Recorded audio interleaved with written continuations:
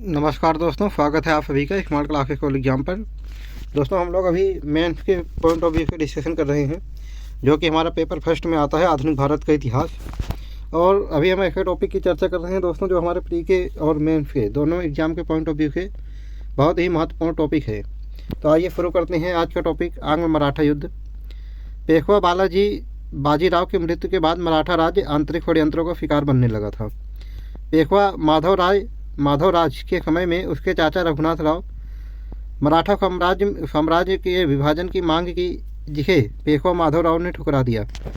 नाना फडणवीस के नेतृत्व में मराठा सरदारों ने अल्पायु माधवराव नारायण को पेशवा बना दिया और प्रमुख मराठा सरदारों को मिलाकर एक 12 भाई परिषद का गठन करके प्रशासन चलाना प्रारंभ कर दिया।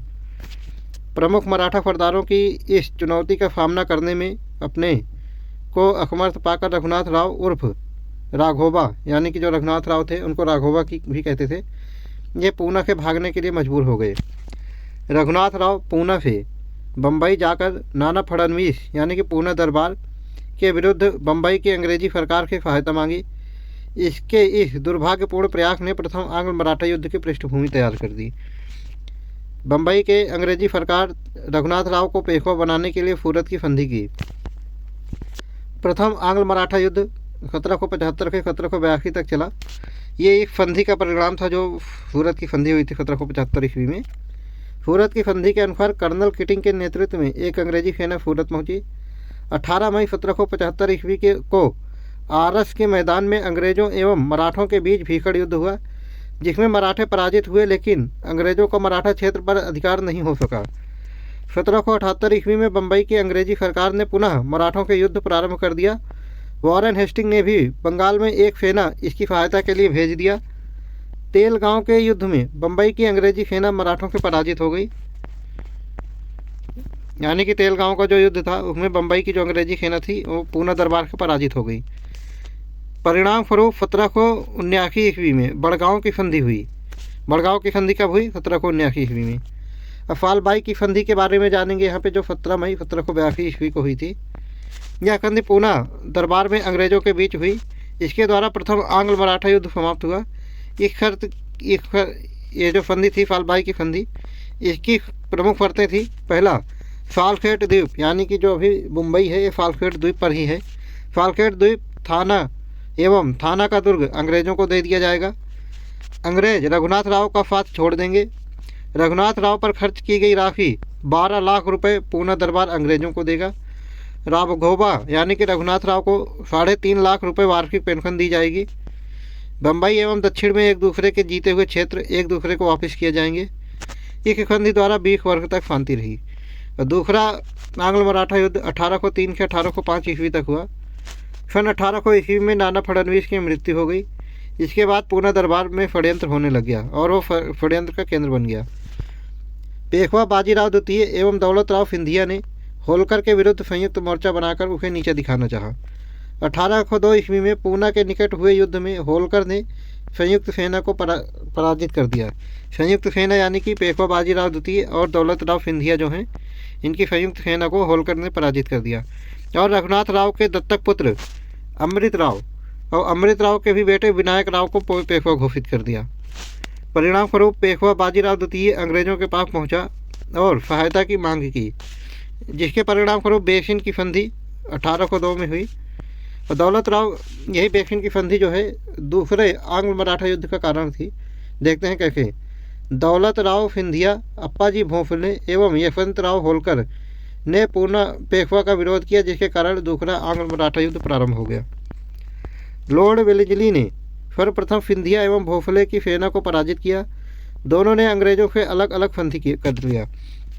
1805 ईस्वी में अंग्रेजों ने यशवंत राव होलकर को भी पराजित कर दिया, जिसके परिणाम स्वरूप इसने भी अंग्रेजों की संधि कर ली। तो युद्ध समाप्त हो गया वो। अब तीसरा आंग्ल मराठा युद्ध ये 1817 से 1818 ईस्वी के बीच हुआ। यह युद्ध लॉर्ड हेस्टिंग के शासनकाल में लड़ा गया। अंग्रेजों ने 1817 ईस्वी में सिंधिया से ग्वालियर की संधि की, जिसके अनुसार सिंधिया पिंडारियों के दमन में अंग्रेजों का सहयोग करेगा और चंबल नदी के दक्षिण पश्चिम राज्यों के अपना अधिकार समाप्त कर देगा। जून 1817 में अंग्रेजों ने पेशवा के पूना की संधि की, जिसके द्वारा पेशवा ने मराठों की प्रधानता त्याग दी। इसके पहले भोंसले ने भी अंग्रेज़ों की अधीनता स्वीकार कर लिया था। 1817 में संधि का उल्लंघन करके पेशवा, भोंसले एवं होलकर ने तीनों ने मिलकर अंग्रेज़ों के विरुद्ध युद्ध की घोषणा कर दी। जब ही तीसरा ये युद्ध की घोषणा किया है इन तीनों ने मिलकर, जब ही तीसरा आंग्ल मराठा युद्ध चालू हुआ।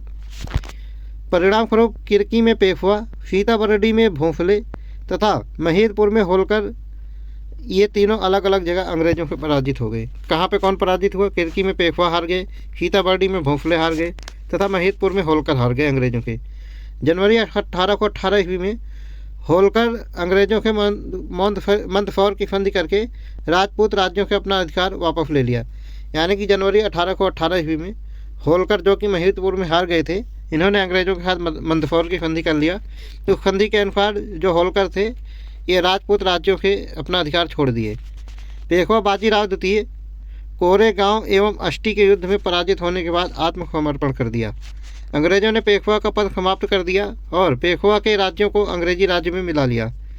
पेशवा को 4 लाख रुपए वार्षिक पेंशन देकर कानपुर के निकट बिठूर में रहने की आज्ञा दी गई। यहीं 1853 ईस्वी में पेशवा बाजीराव द्वितीय की मृत्यु हो जाती है। अब हम आंग्ल मराठा युद्ध को एक नज़र में जान लेंगे। यहाँ पर पहला आंग्ल मराठा युद्ध 1775 से 1782 ईस्वी तक हुआ। इस युद्ध का कारण सूरत की संधि थी, जो कि 1775 ईस्वी में हुई थी, और यह युद्ध फालभाई की संधि के साथ 1782 ईस्वी में समाप्त हुआ। इस समय पेशवा माधवराव नारायण राव थे और अंग्रेजी गवर्नर जनरल वॉरेन हेस्टिंग थे। दूसरा आंग्ल मराठा युद्ध 1803 से 1805 ईस्वी में हुआ। इस युद्ध का कारण बेखिन की संधि थी, जो कि 1802 में हुई थी। यह युद्ध राजघाट की संधि के साथ 1805 ईस्वी में समाप्त हुआ और इस समय पेशवा बाजीराव द्वितीय थे और अंग्रेजी गवर्नर जनरल जॉर्ज बार्लो एवं वेल्जली थे। पहले तो वेल्जली थे 1798 से 1805 तक, फिर उसके बाद जॉर्ज बार्लो 1805 से 1807 तक गवर्नर जनरल थे। तीसरा आंग्ल मराठा युद्ध 1817 से 1818 ईस्वी के बीच में हुआ और इसमें ये तीनों संयुक्त रूप से होलकर, पेशवा और भोंसले मिलकर अंग्रेज़ों के युद्ध की घोषणा कर दी थी। इसके लिए ये युद्ध चालू हुआ। इस समय पेशवा बाजीराव द्वितीय थे और गवर्नर जनरल लॉर्ड हेस्टिंग थे। तो दोस्तों, आज का डिस्कशन हम यहीं पे समाप्त करेंगे। कल फिर मिलेंगे इसी चैनल पर नेक्स्ट वीडियो के साथ। तब तक के लिए जय हिंद।